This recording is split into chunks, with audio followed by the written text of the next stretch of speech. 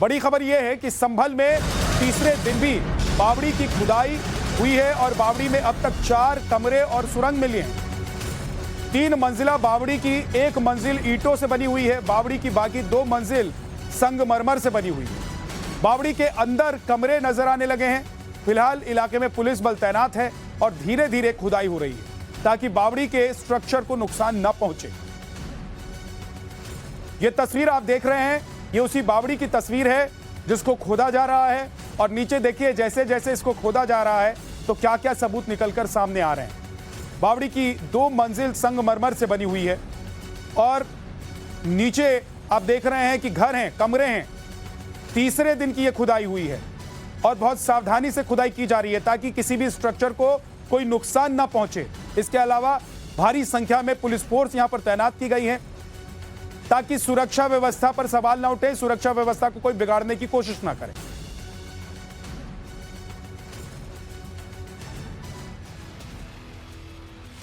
बावड़ी के कमरे अब नजर आने लगे हैं। आपने तस्वीरों में देखा है बावड़ी के अंदर की तस्वीर कैसी है। बावड़ी की लेटेस्ट इनसाइड व्यू देखने के लिए हमारे संवाददाता अभिषेक राज की एक रिपोर्ट आपको देखनी चाहिए।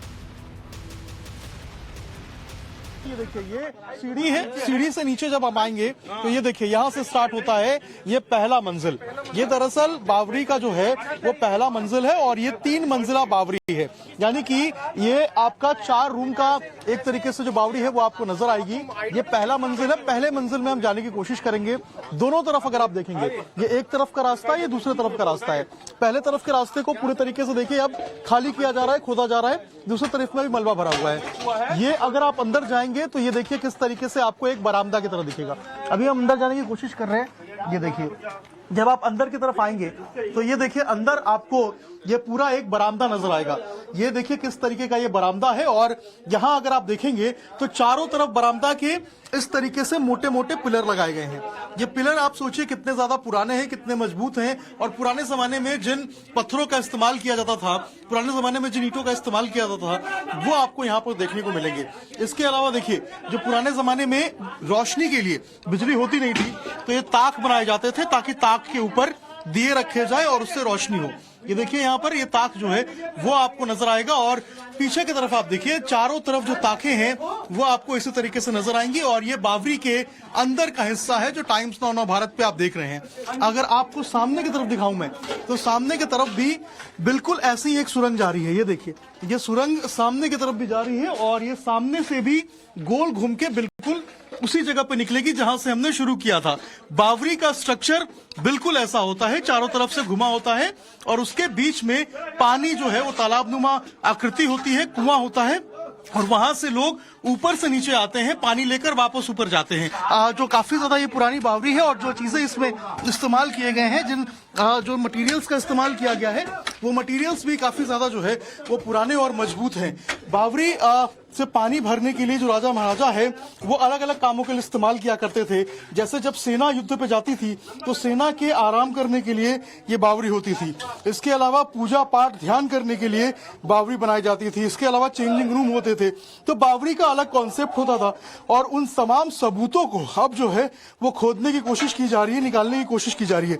ये पहला मंजिल है, इसके नीचे आप समझिए 2 मंजिल और है बिल्कुल इसी तरीके से।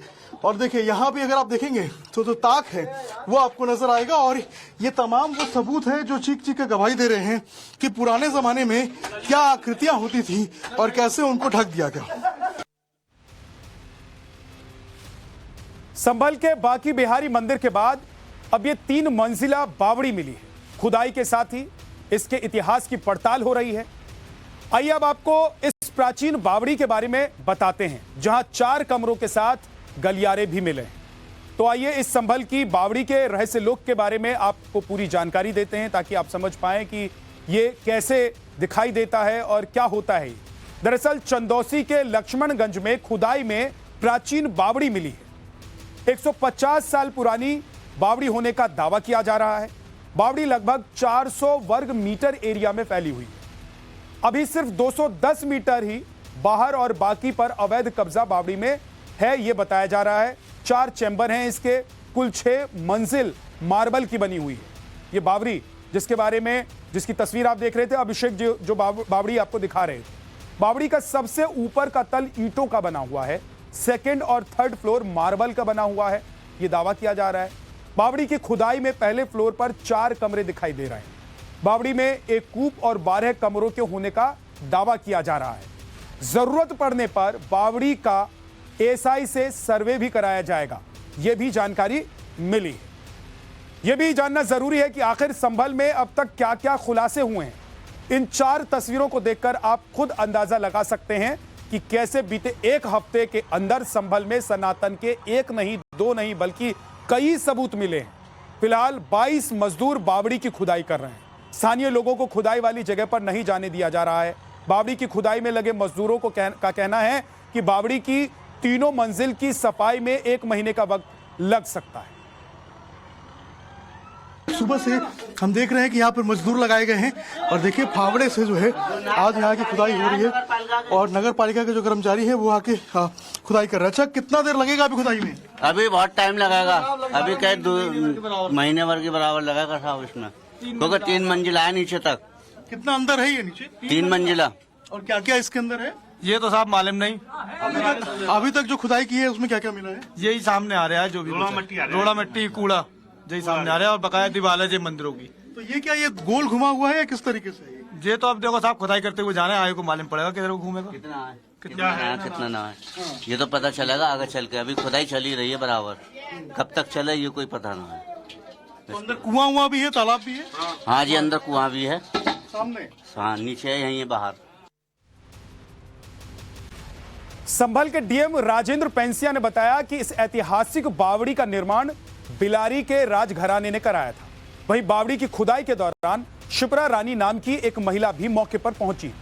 उन्होंने दावा किया कि उनके पूर्वजों ने ही इस बावड़ी का निर्माण करवाया था। उन्होंने खुद को राज परिवार का सदस्य और बावड़ी विरासत का मालिक बताया। कितना पुराना है अब तक, क्या जानकारी आपको मिल पा रही है? ये लगभग 150 से 200 वर्ष पुराना बताते हैं और बिलारी के जो राजा साहब हैं उनके नाना जी या उनसे भी पहले के समय की बनी हुई बताते हैं। तो 400 वर्ग मीटर क्षेत्रफल है, 210 वर्ग मीटर क्षेत्रफल वर्तमान में है। शेष कब्जा है जिसे नोटिस देख के हम हटाएंगे। ये प्रॉपर्टी रानी सुरेंद्र वाला और जगदीश कुमार जी की है। मैं उनकी पोती हूँ। उनके बेटे विष्णु कुमार उर्फ लल्ला बाबू की संपत्ति थी, तो उनके कोई बेटा नहीं था। हम 5 बेटियां हैं उनपे। तो ये हमारा एक फार्म हाउस था, यहाँ पे चारों तरफ खेती बाड़ी होती थी, पूरा लक्ष्मणगंज हमारा था। तो वहाँ से सहसपुर में भी हमारा घर बना हुआ है, हमारे दूसरे ताऊ जी की फैमिली को मिला हुआ है। तो वहाँ से ये लोग आते थे, खेती बाड़ी वगैरह देखते थे। तो बावड़ी एक हिस्टोरिकल जगह बनी हुई थी जहाँ पे नीचे कुआं था, चारों तरफ बरांडा सॉर्ट रेस्ट रूम था। हिंदू संगठनों ने संभल की इस प्राचीन बावड़ी को प्रिजर्व करने की मांग की है। उन्होंने आरोप लगाया है कि इस बावड़ी पर कब्जा करके इसे मिट्टी की साजिश रची गई। हिंदू संगठनों का कहना है कि हमारे समाज में बावड़ियों और कुओं का धार्मिक महत्व है। जल संरक्षण के साथ साथ आध्यात्मिक महत्व रहा है कैसे बावड़ियों का, यह भी आपको बता देते हैं। बावड़ियों से लोगों की धार्मिक आस्था भी जुड़ी रही है।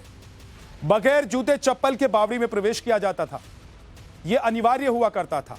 मंदिरों से मिलती जुलती बावड़ियों की बनावट होती थी और ज्यादातर बावड़ियों के पास मंदिर या देवालय बने हुए होते थे। ऐतिहासिक मंदिरों के पास भी बावड़ियां मिलती थीं और इसके कई सबूत हैं। भगवान की मूर्ति को स्नान कराने में इसका इस्तेमाल किया जाता था। राजस्थान में बावड़ियों का अपना एक विशेष धार्मिक महत्व भी है। जल के साथ साथ धर्म से उसका जुड़ाव बड़ा पुराना रहा है, सनातन तरीके से रहा है। बात की जाए अगर बावड़ियों की, तो मैं आपको बता दूं कि मंदिरों के आसपास कुएं और बावड़ियों का होना प्राचीन काल में उस जगह भगवान के स्नान कराने से लेकर पूजन पाठन में भी उसका उपयोग होता था और जितनी भी धार्मिक गतिविधियां उसमें हुआ करती थी उसमें इस तरह की बावड़ियों का प्रयोग होता था। भवानी जरा दिखाएं कि किस तरह बावड़ियों का स्ट्रक्चर होता था, जिसमें पानी बाकायदा फिल्टर होकर पहले कम गहरा, फिर उससे ज्यादा गहरा और उसके बाद और ज्यादा गहरा हुआ करता था। हालांकि अब ये बहुत ज्यादा संरक्षित नहीं रही हैं, ऐसे में पानी की शुद्धता यहाँ पर नहीं बची है। लेकिन उस जमाने में जब इनका दौर हुआ करता था, जितना पवित्र मंदिर को माना जाता है उतना ही पवित्र इन बावड़ियों को भी माना गया है। यही वजह है कि मंदिरों की स्थापना के ठीक बगल में इनका निर्माण किया जाता था। तस्वीर में आपको सबसे पहले दिखाना चाहता हूं, ये देखेंगे आप, ये यज्ञ वेदी है, यहां पर यज्ञ अनुष्ठान हुआ करते हैं जो प्राचीन सभ्यता को आज भी पुनर्जीवित करता है, उसकी एक झलक दिखाता है। ये तस्वीर आप देख सकते हैं, ये यज्ञवेदी यहाँ पर बनी हुई है और यहाँ पर भगवान का मंदिर, ये देखेंगे आप, हनुमान जी महाराज का ये मंदिर यहाँ पर बना हुआ है। और इस मंदिर के ठीक बगल में कई स्ट्रक्चर है जो मैं आपको पहले दिखाऊंगा, लेकिन पहले आपको ये मंदिर में आपको दिखा देता हूँ। और देखिए आज भी यहाँ पर बाकायदा इसका नाम लिखा हुआ है, नाकू बावड़ी आमेर, यानी कि इसका संरक्षण और संवर्धन हो उसके लिए कोशिश की गई और नगर निगम की तरफ से भी इसके प्रयास किए गए थे। तो जल के साथ साथ धर्म और अध्यात्म से जुड़ने वाले ये जल स्रोत बहुत महत्वपूर्ण हुआ करते थे, जो मंदिरों के ठीक बगल में हुआ करते थे। तस्वीरें जरा इस तरफ की दिखाने की कोशिश करता हूँ कि मंदिर प्रांगण से ठीक बाहर, अब मैं मंदिर के ठीक बाहर मौजूद हूं, आप मुझे यहां देख सकते हैं। मेरे बगल में ये कुआं देखा जा सकता है जो प्राचीन तरीके से बना हुआ है, जो बावड़ी से कनेक्टेड है। ये देखिए, ये तस्वीर में आपको दिखा रहा हूं, ये वो कुआं बना हुआ है जो बावड़ी से कनेक्ट है और इसका पानी बावड़ी से आकर मिलता है। यानी कि ये पहले कम गहरा, फिर थोड़ा ज्यादा गहरा और लास्ट में कुएं से जुड़ा होने के बाद ये बड़ा गहरा इसका जुड़ाव रहता है। सामने तस्वीर में आप ये बावड़ी देख पा रहे हैं और बावड़ी में भी आप देखेंगे कि कुछ स्ट्रक्चर इस तरह के बने हुए हैं। सामने लास्ट में देखेंगे जहां कुछ छोटी छोटी मूर्तियां भी रखी हुई हैं, तो उससे साबित होता है कि यहाँ पानी के संरक्षण के साथ साथ इसकी जो धार्मिक महत्ता है वो पवित्रता के साथ जुड़ी हुई है, धर्म और संस्कृति के साथ जुड़ी हुई है। तो भंवर जो आपको दिखा रहे थे बावड़ी, ठीक इसी तरह की बावड़ी मिली है संभल में। ये जयपुर की बावड़ी आप देख रहे थे, ये दिखाने की कोशिश ये थी कि बावड़ी आखिर कैसी होती है और इसके आसपास का स्ट्रक्चर कैसा होता है, बावड़ी का उपयोग क्या होता था और आजकल इसका उपयोग कैसे हो रहा है। अब आपको संभल से एक और खबर बताते हैं। संभल में एक और कूप मिला है। ये कूप बाबा शहजारी सराय के क्षेमनाथ धाम में मिला है। इस कुएं के ऊपर पक्की फर्श करके पाट दिया गया था, लेकिन रविवार शाम महंत बाल योगी दीनानाथ और श्रद्धालुओं ने इस फर्श को तोड़ दिया। जब कुएं के ऊपर बने फर्श को तोड़ा गया तो कुएं के अंदर पानी देखा गया। पानी भी लगभग 12 फीट की गहरी थी, जबकि यहां का जलस्तर कम से कम 80 फीट है। यानी कि अगर आप हैंडपंप लगाने के लिए या पानी के किसी दूसरे सोर्स के लिए यहां पर खुदाई करेंगे तो आपको 80 फीट की खुदाई करनी पड़ेगी, तब जाकर आपको पानी मिलेगा। लेकिन यहां 12 फीट पर ही पानी दिखाई दे रहा है। संभल में लगातार कूपों का मिलना जारी है और लगातार जब से अतिक्रमण के ऊपर कार्रवाई हुई थी और जो ऐसे कूप थे जिनको ढक दिया गया था उनको ढूंढने का सिलसिला शुरू हुआ था, उसके बाद हर दिन लगातार एक से एक जो कूप है वो मिलते जा रहे हैं। अब संभल के अंदर एक नया कूप मिला, एक नया कुआं मिला है। ये दरअसल संभल में ही जो एक मंदिर का प्रांगण है उसके अंदर मिला है। ये देखिए आप, ये जो कुआं है ये आपको नजर आएगा, इसको ढक दिया गया था। और अब देखिए यहाँ पर कल जो यहाँ के जो पुजारी थे और आसपास के लोग थे, उन्होंने इसे तोड़ा और उसके बाद अंदर आप देखेंगे तो मात्र 12 फीट में यहाँ पर आपको जो पानी है वो नजर आएगा। लेकिन अगर आप संभल की पूरी स्थिति की बात करेंगे तो संभल में जो पानी का लेवल है वो 80 फीट पे आता है, लेकिन यहाँ अगर आप देखेंगे तो आपको 12 फीट पे ही जो पानी है वो नजर आएगा। इसके अलावा जो दीवार अगर आप देखेंगे इस पूरे कुएं की, तो जिन ईंटों का इस्तेमाल इसमें किया गया है वो पतली ईंटें हैं, छोटी ईंटें हैं। इन छोटी पतली ईंटों का इस्तेमाल पुराने जमाने में किया जाता था और बिल्कुल यहाँ पे भी वही देखने को मिल रहा है। इसको पूरे तरीके से ढक दिया गया था, लेकिन अब देखिए वापस से इसे खोला गया है। हमारे साथ बात करने के लिए पुजारी जी हैं। पुजारी जी, इस मंदिर का नाम क्या है और इस कुएं का महत्व क्या है? ये बाबा क्षेमनाथ धाम के नाम से जाना जाता है। यहाँ तीर्थ नैमिषारण्य, जो कि सीतापुर में जो नैमिषारण्य तीर्थ है उसका उपतीर्थ नीमसार तीर्थ यहाँ पर है। और आप जो ये कुआं देख रहे हैं, इसमें मुख्य बात तो ये है कि ये बहुत ही प्राचीन है और साथ ही साथ अब तक संभल के अंदर जितने भी कूप मिले हैं वहां पर कहीं भी जल उपस्थित नहीं है। ये बाबा का साक्षात चमत्कार है, ईश्वर का साक्षात चमत्कार है कि जो कि यहाँ का वाटर लेवल 80 फीट है कम से कम, जो कि आप देखेंगे कि यहाँ पर कम 12 फीट पर ही जल प्राप्त हो रहा है और जल देखने को मिल रहा है और शुद्ध रूप में जल देखने को मिल रहा है। ये तो ईश्वर का साक्षात जो है कृपा ही है अच्छा, पहले आपको इसकी जानकारी नहीं थी या मंदिर प्रशासन को इस कुएं के बारे में जानकारी नहीं थी क्या? ये था कि कुआं है, ये नहीं था कि इस स्थान पर है और ऐसे है और इस कंडीशन में है, इस विषय में कोई ज्ञान नहीं था। वो तो सब बाबा की चेतना रही, बाबा ने चेतना प्रदान की, इस जगह की खुदाई करके देखा गया तो यहाँ पर कुआं जो है चेतन अवस्था में और वर्तमान में जल के साथ उपस्थित मिला है। अच्छा, बगल में हम देख रहे हैं एक सरोवर भी है, ये क्या है, इसका क्या महत्व है? हाँ, यही तीर्थ है जो मैं बता रहा हूँ आपको, नैमिषारण्य का जो उपतीर्थ है वो यही तीर्थ है और इसमें स्नान और इत्यादि आचमन और तर्पण इत्यादि जो है यहाँ पर होते रहे। जी, अब तक कोई जानकारी मिल पाई है कि आखिर ये कितना पुराना कुआं है या इसका इतिहास क्या रहा है, किसने इसे बनवाया है, कुछ ऐसी जानकारी? नहीं, इस विषय में कोई जानकारी नहीं है और जैसी जानकारी मिलेगी वो सभी लोगों को मिल जाएगी। वैसे इसकी कार्बन डेटिंग होगी तो इससे सारी चीजें सामने निकल के आ जाएंगी। अब आपको बताते हैं कि कुआं और बावड़ी में अंतर क्या है। संभल में बावड़ी और कुएं दोनों मिले हैं, दोनों का ही इस्तेमाल जल संरक्षण के लिए होता है, लेकिन बावड़ी और कुएं में क्या अंतर होता है ये भी आपको आज बता देते हैं। कुएं में देखिए, पानी निकालने के लिए रस्सी और बाल्टी का इस्तेमाल किया जाता है। आपने देखा होगा गांवों में रस्सी एक बाल्टी में बांधकर उसे कुएं में डाला जाता है और वहां से पानी निकाला जाता है। तो दूसरी तरफ आपको बता दें कि बावड़ी जो है वो सीढ़ियों से नीचे जाकर पानी भरने के लिए इस्तेमाल किया जाता है। तो ये मुख्यतः फर्क है। हालांकि दोनों ही को अगर देखें तो पानी दोनों में आपको मिलेगा। कुआं जमीन के अंदर से पानी निकालता है, यानी कि जमीन के अंदर से जो पानी निकलता है वो कुएं में होता है। बावड़ी बारिश का पानी संरक्षित करता है, बारिश के पानी को भी अपने पास वो संरक्षित करके रखता है। कुआं तय गहराई तक सीमेंट पत्थर की दीवार बनाकर बनाया जाता है, जबकि बावड़ी जो होती है वो चारों तरफ दीवारें, नीचे फर्श लगाकर इसका निर्माण किया जाता है। नीचे गोल गहराई होती है कुएं में, जबकि बावड़ी को अगर आप देखेंगे तो चौकोर होती है। अंदर कमरे नुमा एक चैम्बर आपको दिखाई देगा, एक स्ट्रक्चर आपको दिखाई देगा। तो ये बावड़ी और कुएं में फर्क होता है। हालांकि दोनों में आपको पानी मिलेगा, लेकिन एक में जमीन से निकला हुआ पानी होता है और दूसरे में बारिश का पानी संरक्षित होता है। अब आपको जयपुर की बावड़ी पर लेकर चलते हैं। जैसा कि आपको लेकर हमने दिखाया था, लेकर पहुंचे थे पुष्पेंद्र, हमारे सहयोगी आपको दिखा रहे थे, और आपको दिखाते हैं एक बार फिर से कि पुराने समय में जल संरक्षण के साथ ही धार्मिक आस्था के लिए क्यों और कैसे बावड़ियों का निर्माण किया गया।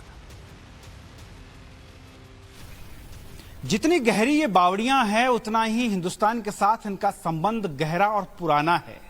जहां जहां बावड़ियां हैं वहां वहां जन संरक्षण, आध्यात्म और धर्म, इन तीनों चीजों का विशेष स्थान रहता है। तस्वीरें मैं आपको उस बावड़ी की दिखा रहा हूं जो जयपुर में मौजूद है।